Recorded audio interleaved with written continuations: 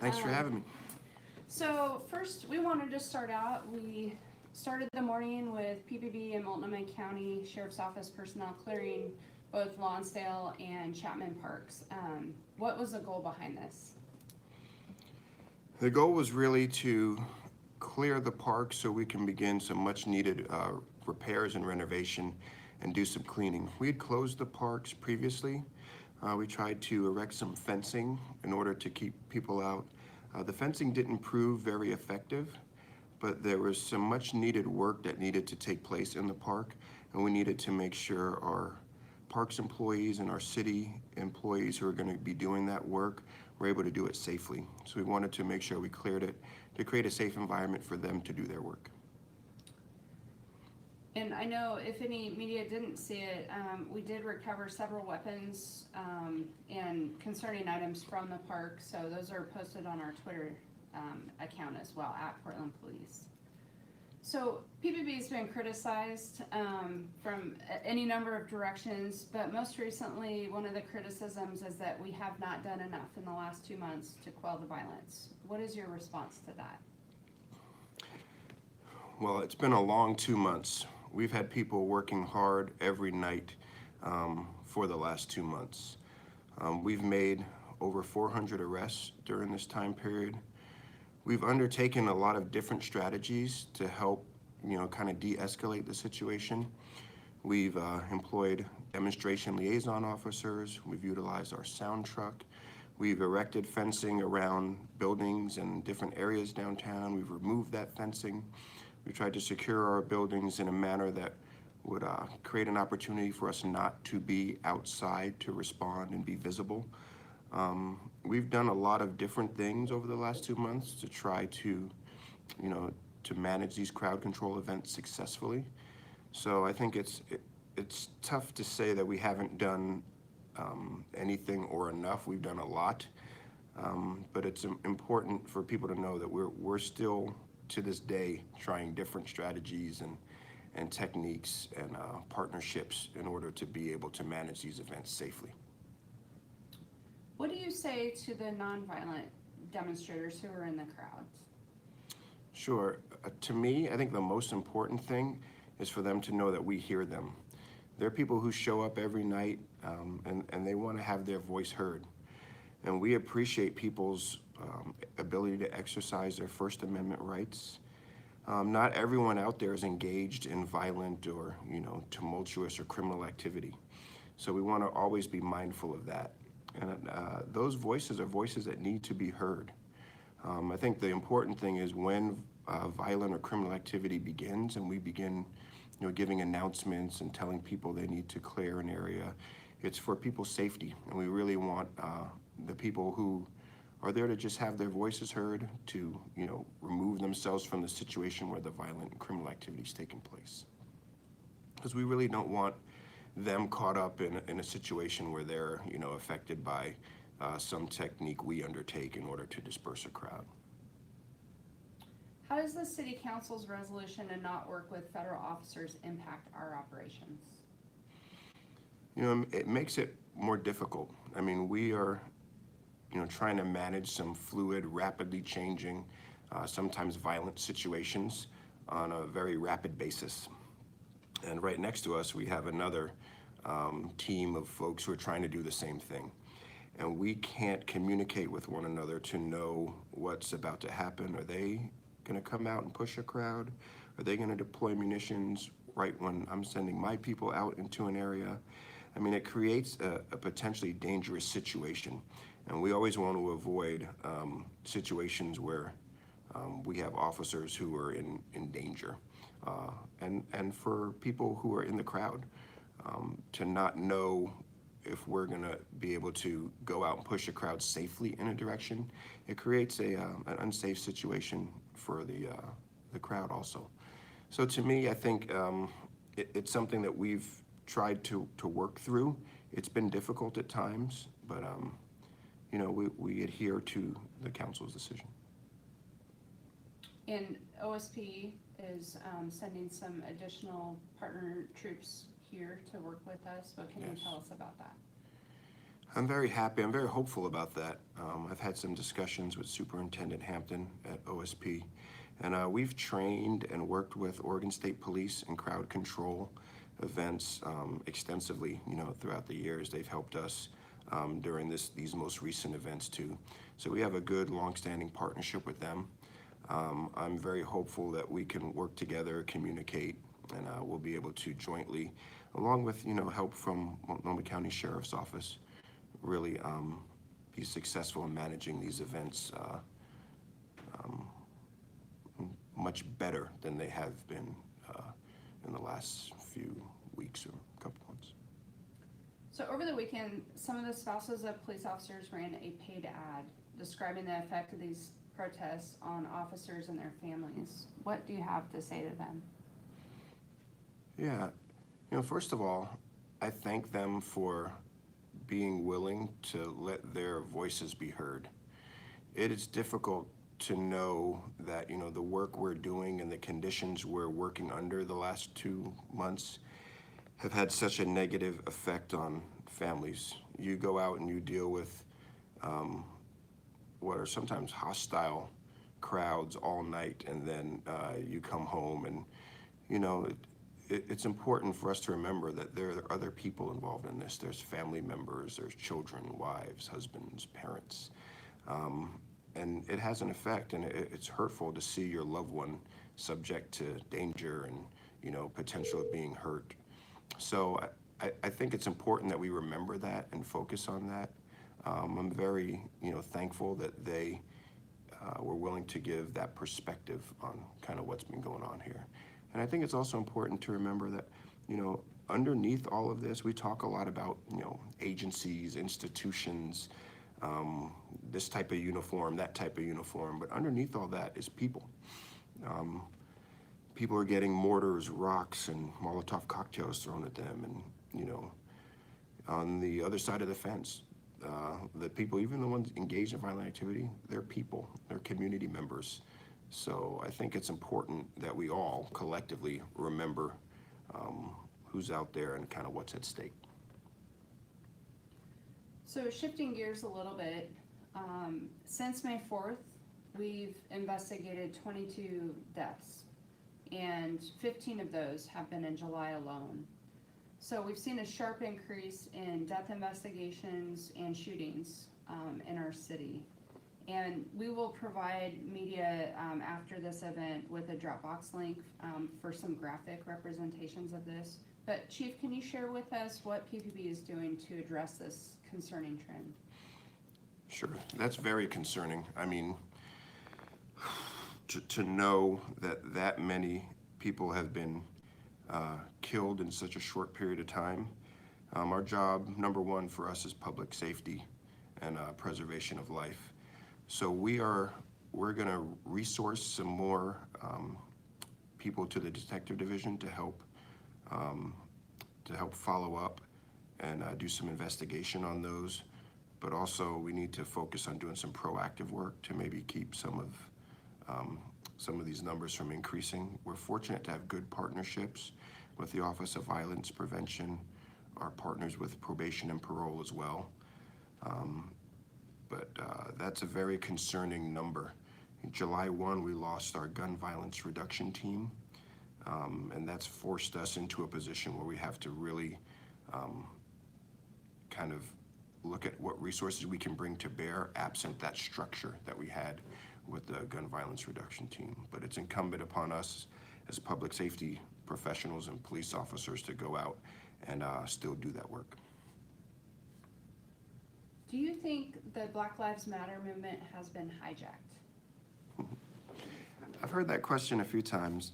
I do, to some degree. I agree with what Pastor E.D. Mondane has said on that topic. Early on, we had thousands of people who would gather. They would march into the downtown area or different places throughout the city. And they would really spread a message of, police reform, racial injustice, the things we need to do to combat racism, in more of a global sense too, not just focusing on the police, although I think police was part of their focus. But there's a whole system and there's a whole kind of big machine of inequity that kind of operates everywhere that I think really needs to be spoken about. And I think anytime you have violence or what has become kind of a politicized situation, it kind of shifts the focus away from that important message and the important kind of work that needs to be done in a lot of places and a lot of institutions. So I think to some degree, yes, but I'm hopeful that we'll get back to the real message of police reform, racial justice, things that create better outcomes for people, especially people of color. So behind the scenes, what is being done or what has been done? I know that there's been such a focus on the events outside, but specific to some of the action items, what's happening? Sure. Well, we've been having a lot of meetings, a lot of discussions with folks. I was at a meeting till about 9:30 last night with some faith leaders, community members, police officials talking about reforms, putting together some ideas to build a list of reforms. I think to some degree, as a police agency, we want to bring reforms ourselves. We don't want to wait for people to say, hey, you need these reforms. We want to look at our internal processes and things of that nature and say, hey, these are ways we can improve. But we want to balance that also with listening to community, figuring out what people want to see from our organization and from our police bureau, and incorporating those as well. But I think it's also important for people to know that, we've been doing this type of work for the last 7-8 years as part of our Department of Justice Settlement Agreement too. So this work is important. It will continue here, but I think it's important for people to know that we're constantly having conversations. We're looking at ways to reform. We're right now in a position where we have scarce resources. So to figure out what we can do, how to best do it is really the priority. Any final thoughts before we shift to questions, Chief? Oh, I always have some final thoughts. I'll start with the fact that first and foremost, I'm hopeful that this collaboration with Oregon State Police, Multnomah County Sheriff's Office, and Portland Police will lead us to a better place as far as quelling some of the nightly violence and making a safer environment, not only for officers, but also for people who are coming down to express their First Amendment rights. I'm really hopeful of that. And I think it's always important to reiterate too, not everyone down there is engaged in, criminal, violent, bad activity. That's a small subset of a bigger group who's had an interest in speaking out on this topic. So I always want to focus on that. And we need to really focus, I think, sooner than later on a collective path forward with community, with police officials, with elected leaders, and figure out, where we're going to go. Because wherever we go, we're going to have to get there all together. We've been doing some good work with the DOJ. That's helped us along this path, but there's more work to do. So I'm hopeful on that front as well. Awesome. Well, I'm going to try to get this turned up, and we will take a question. If you can limit your question to one question initially, and then if we have time, we can add. So is there someone on the line who has a question, and we'll try and... Yeah, I have a question. This is Wright Gazaway at K2. I missed your name, I'm sorry, with K2? Yeah, Wright Gazaway with K2. Hi, Wright. Go ahead. My question is about Commissioner Hardesty's IPR proposal. It goes to the ballot in November. I wonder what the chief's thoughts are on that proposal specifically, and then more generally, what his thoughts are on police accountability and maybe what steps need to be taken in the future. First, though, Commissioner Hardesty's proposal specifically. Sure. Thanks, Wright. I think for me right now, I think there's still a lot of questions on what it would look like, what it would mean, what are the implications as far as bargaining and things of that nature. That final product could potentially have some potential, but I think right now it's really early in the process to kind of see what that would look like and what impacts it would have. Accountability, I think, is very important. To me, I look at it like, not everyone is going to perform perfectly all the time.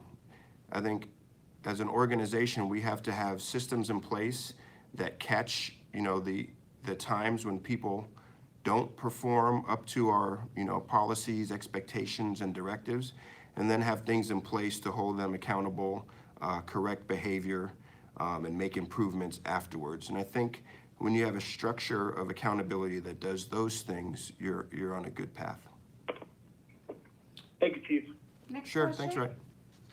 This is Kyle Bosch with KGW Channel 8. Hi, Kyle. Chief, thank you for your time. Sure, Mayor Kyle. Wheeler said that Portland Police and OSP have agreed on a unified standard on the use of CS gas. I'm wondering what your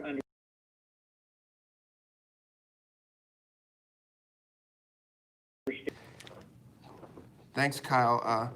There's always challenges in crowd control. I'll start with that. We did have some discussion around it, and it's really situations where there's threat of serious physical injury or death. We really do not want to be using these munitions on community members. That is the truth. I mean, absent better options that are effective, it's a tool we have that can disperse a large crowd, and that's when criminal activity, life safety threats are taking place. So we do have a great working relationship with Oregon State Police. We've worked with them on real life crowd control issues extensively. We've trained with them over the past several years, I think, and I'm very hopeful that together we can do what we need to do on the crowd control front without use of these tools. This is Maxine Bernstein from the Oregonian. Thanks, Chief. Hi, Max. Hi. Can you tell us a little bit more about what people can expect tonight as this transition to local and state police occurs, and whether who will be in command, who will be calling the shots, not necessarily the shots, but steps police are taking, and who will be out front of the federal courthouse, et cetera? Yeah, that's a great question. I've been in contact with Superintendent Hampton. OSP and PPB will work jointly. OSP will have contact with the federal officers who are here. They will coordinate the efforts at the federal courthouse, and PPB and OSP will be outside in a joint manner to respond if needed to any crowd control actions that deem it necessary. But we'll be in close contact with OSP. They'll have the lead at the federal courthouse, and they'll be the ones who are coordinating the handoff with the federal officials. Next question. Hey, this is Alex with the Portland Mercury. In a press conference kind of earlier today, Mayor Ted Wheeler said that in some instances, Portland police officers have responded maybe inappropriately in some ways to protesters in the past 2 months.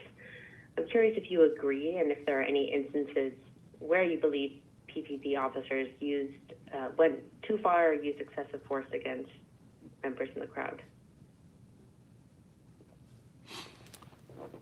Yeah, for me, I think there were some early instances that were called into question, but those instances are under review by the auditor's office and independent police review.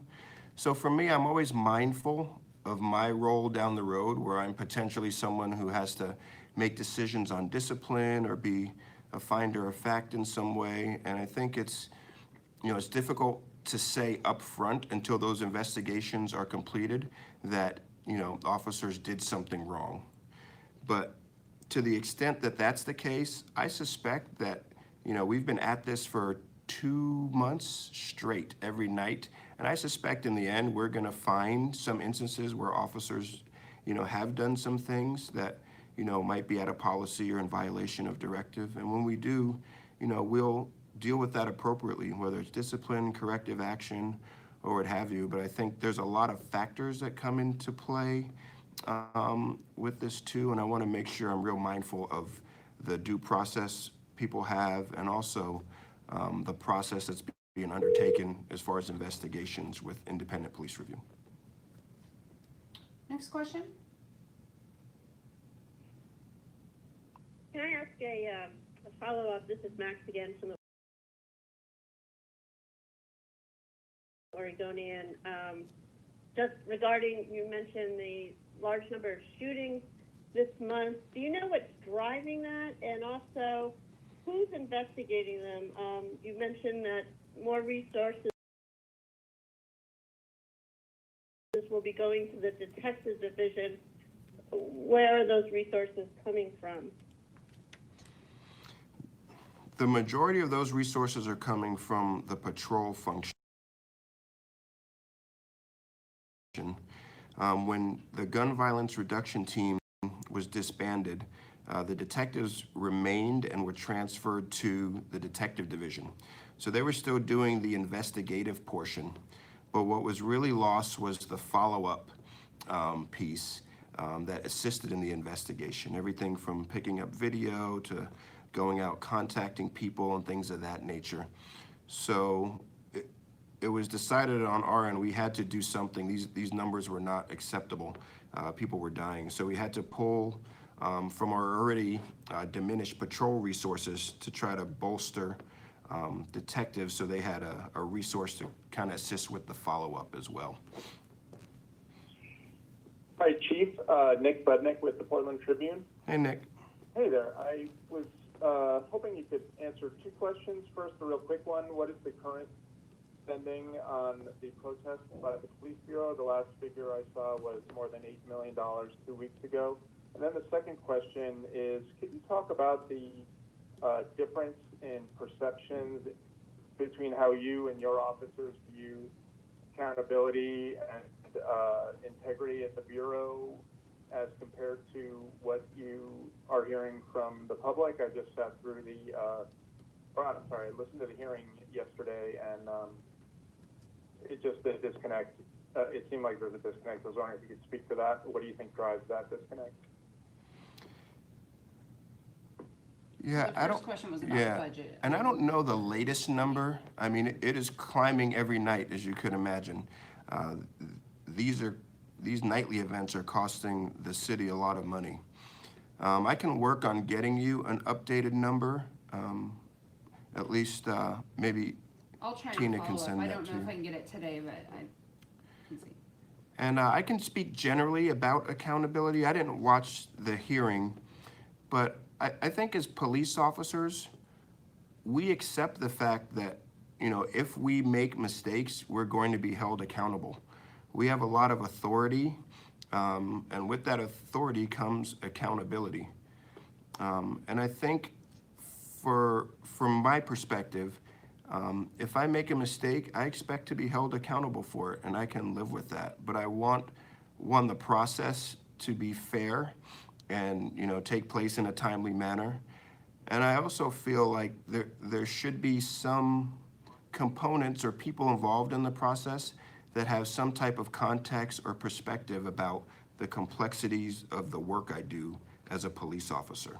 And I think that's important too. I think these systems we create to hold people accountable and to kind of enforce ideals, they have to be well thought out. They have to be fair, comprehensive. They have to include opportunities for people to be heard and for their situations to be taken into account. So as long as all those things are in place, I don't feel like accountability or integrity or that kind of thing in and of itself is really an issue for police officers. I think it's about really the construction of it, the outcomes, and as they say sometimes, the devil's in the details.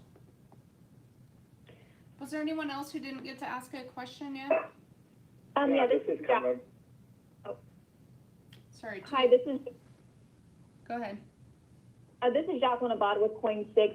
Chief Chuck Lovell, thank you for taking the time out of your day to talk to us. Sure. Do you feel like PPB had a good handle on the nightly protests before federal officers arrived to Portland? I'm not sure of their exact arrival date, but I know around the 4th of July, around that time frame, we were experiencing crowds that were greatly diminished in size. The violent activity was much lower, and I think we'd gotten to a place where we were on a good trajectory. And then I feel, to some degree, the arrival of the federal presence became an escalating factor, and that increased the crowd size, that increased, kind of the fervor and the violent activity. And, we were, prior to that, kind of under-resourced in many ways. We still have calls for service to answer. Our nighttime presence is fairly limited for a city of this size. So in order to still meet our obligations on the patrol side and also dedicate, some pretty substantial resources to crowd control was really difficult. But I'm hopeful that this new approach and our partnership with OSP and Multnomah County gets us back kind of on the trajectory we were prior to the 4th of July. And there was one more person, I think, who was talking Yeah, over, so this we'll is- take that as the hi. last question. Hi, Hi. who is this? Hi, Lieutenant. This is Conrad Wilson from Oregon Public Broadcasting. Hi, Conrad. I'm just trying to get, hey, how's it going? Thanks for taking the time. Yeah. I'm trying to get a better understanding if there's just a change in direction that either the mayor or chief you've given to PPB. And I guess what I mean is, what can the public expect tonight from PPB? Protesters who turn out, like what do you envision that looking like on the ground from your perspective? It's hard because I don't know how many people are going to show up, or the energy in the crowd, or what the response is going to be to this latest development with Oregon State Police. So it's hard to say. I'm hopeful that the community members see this as a victory in many ways. A lot of people came out to express their displeasure with the presence of folks from the federal government here and engaging in crowd control with the members of our community. So I'm hoping that on many levels, people are happy with this development, and kind of from the perspective of what we do, a lot of what we do is pretty reactionary. We have a lot of crowd control events in Portland. Many of them actually don't even require any police presence at all. And many of them require very minimum police interaction too. So it's really, in some ways, dependent on the crowd, the activities they engage in, their willingness to listen to our instructions and things of that nature. But we're gonna definitely come out with a mindset that this is a good thing. We're gonna do everything in our power to really de-escalate and put these nightly events kind of on a better track, a more safe stance than they have been in the recent past. Thank you, Chief. I know, we squeezed this in today. I appreciate you making time. I really want to thank media for making the time as well. We've been trying to fit this in, and I will be sending out a link, like I mentioned, with some of the graphics regarding the shootings and some other stats, and then I will do my best to try to get a number. I don't know if it'll be today or tomorrow as far as an current cost estimate, but if you have follow-up questions, feel free to reach out. But thank you, everyone, for being here.